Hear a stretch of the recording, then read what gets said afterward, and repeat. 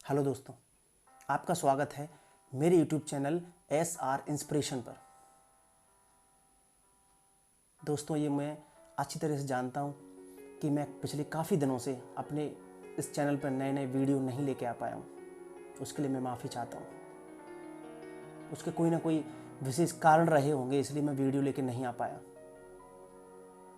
और वो जिस सिचुएशन में वीडियो लेके नहीं आ पाया, मैंने बहुत सारी चीज़ें नई नई सीखी, जिसको मैं कभी चर्चा करूँगा, आपको बताऊँगा आखिर। लेकिन आज का टॉपिक है कि आखिर हम सब कभी कभी जीवन में या कुछ लोग मैक्सिमम टाइम लो फील क्यों करते हैं, एनर्जी हमारी डाउन क्यों रहती है।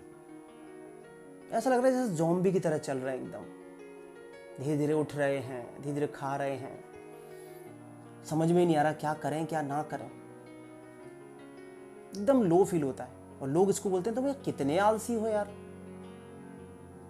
ऐसा लग रहा है जब जमीन चलती है तब तुम चलते हो। सिंपल सी बात है, हम लो फील करते हैं, उसको एनर्जी हमारी लो होती है, ये कह सकते हैं। दोस्तों, इसके पीछे क्या कारण है, क्या लॉजिक है, मैं आपको अभी बताता हूं। उदाहरण देकर बताऊंगा, समय ज्यादा वेस्ट नहीं करूंगा आपका। इसका सबसे बड़ा कारण है दोस्त द्वंद्व। मैंने महसूस किया है इसका कारण है द्वंद्व। जब हम किसी दो चीजों में उलझे हुए होते हैं, मैं दो चीजें करने की बात नहीं कर रहा हूं, मैं दो चीजें करने के बारे में, सोचने के बारे में बात कर रहा हूं। जब हम सोच रहे होते हैं करने के बारे में, द्वंद्व।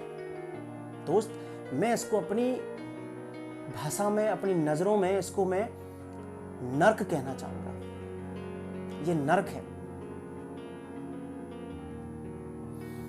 आप महसूस करके देखिए, आपको एक उदाहरण बताता हूं। आप एक कोई कार ले लीजिए।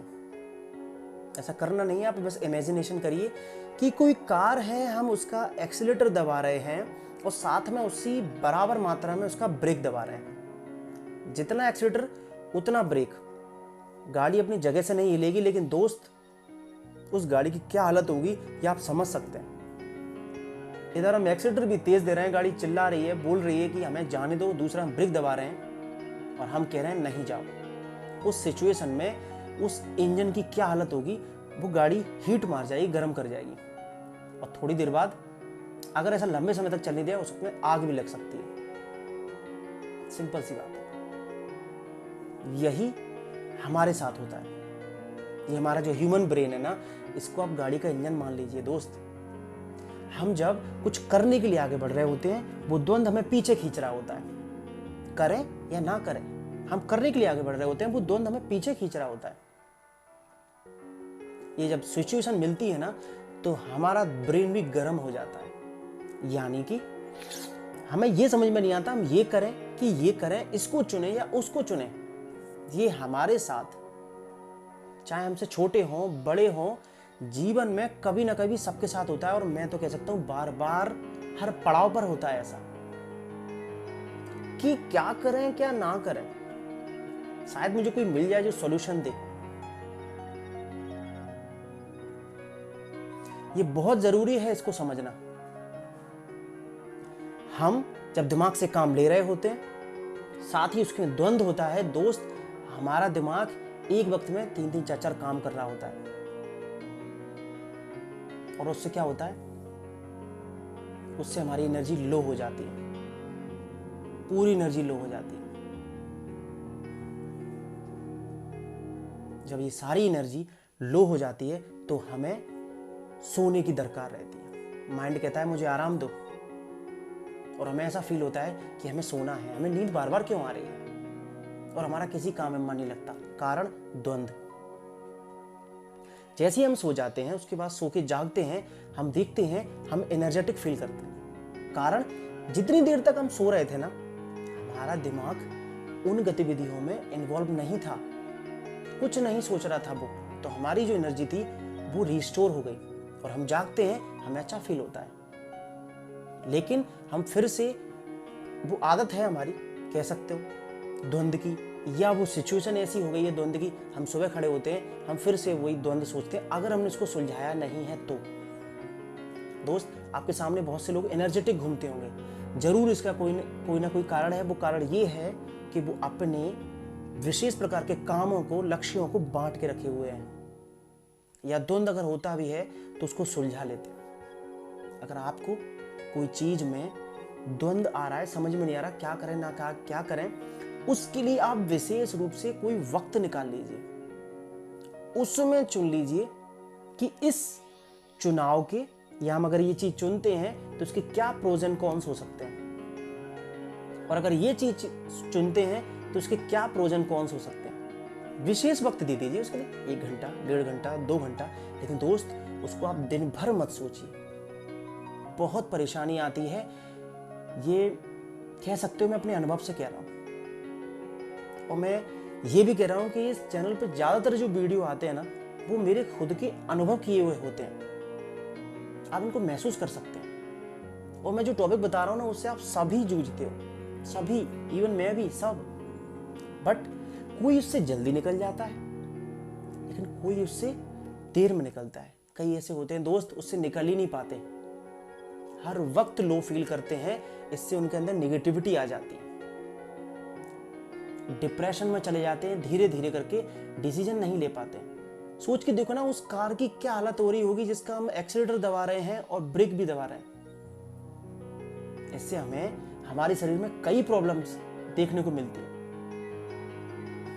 हमारा पाचन क्रिया खराब हो जाती है, कब्ज हो जाता है, हमें बहुत सारी सिचुएशन हो जाती है, हमारे बालों पे इफेक्ट पड़ता है, बाल झड़ने लगते हैं, बाल सफेद होने लगते हैं, पूरी बॉडी का तंत्र गड़बड़ा जाता है, डिसीजन नहीं ले पाते, हमारी डिसीजन मेकिंग कमजोर हो जाती है।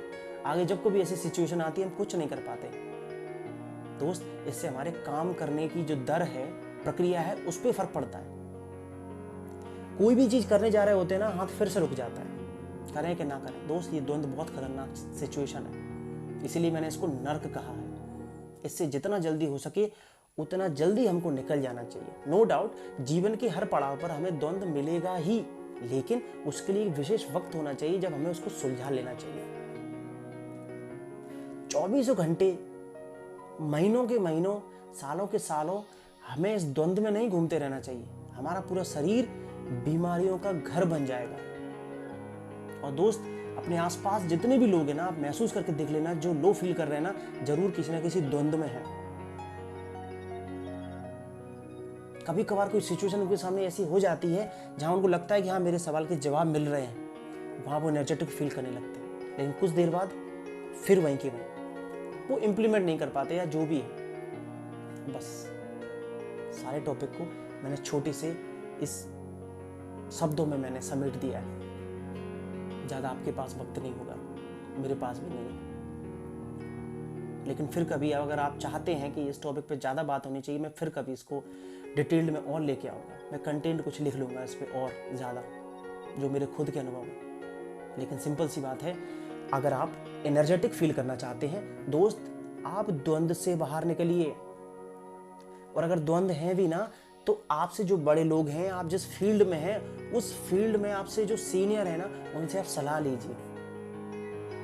अकेले मत जूझिए उससे। जितना जल्दी आप द्वंद से निकलेंगे ना, अपने शरीर को बीमारियों से बचा लेंगे। और दोस्त, ये बीमारियां क्या होती हैं, ये रोग क्या होते हैं, ये आप हॉस्पिटल में जाइए और वहां देखिए कि कोई कैंसर से जूझ रहा है, कोई हार्ट की बीमारी से जूझ रहा है। ये उसी प्रकार की बात है कि हमें अपने बड़ों से इस बात को बोलना चाहिए, उनसे पूछ लेना चाहिए, उनसे सलाह लेना चाहिए, अपने सीनियर से सलाह लेना चाहिए। जैसे कि एक सेंटेंस है जो मुझे याद आ रहा है कि दिल खोल लेते अगर यारों के साथ, दिल खोल लेते अगर यारों के साथ, तो हॉस्पिटल में ना खोलना पड़ता औजारों के साथ। ये जो लाइन थी किसी हॉस्पिटल के ऑपरेशन थिएटर के बाहर लिखी थी। दिल खोल लेते अगर यारों के साथ, तो ना खोलना पड़ता औजारों के साथ। सिंपल सी बात है दोस्त, द्वंद में ना रहिए आप। बाकी कि आपको जैसा भी वीडियो लगा हो, आप मुझे कमेंट करिए, बताइए। और भी आपको जिन जिन विषयों पर वीडियो देखने की इच्छा है, वो आप मुझे बताइए। तब तक के लिए जय हिंद।